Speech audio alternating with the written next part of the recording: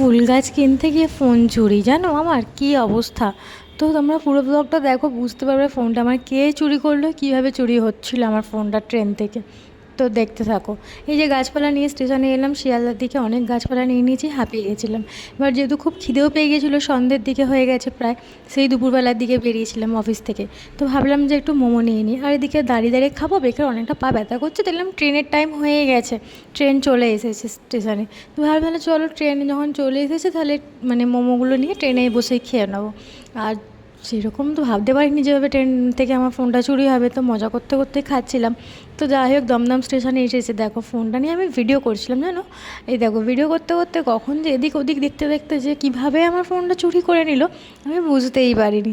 দেখো দেখো ফোন জোর দেখেছো কীভাবে, তোমরা চিনে রাখো একে, যেখানেই দেখবে পেটাবে ধূপ ধাপ করে।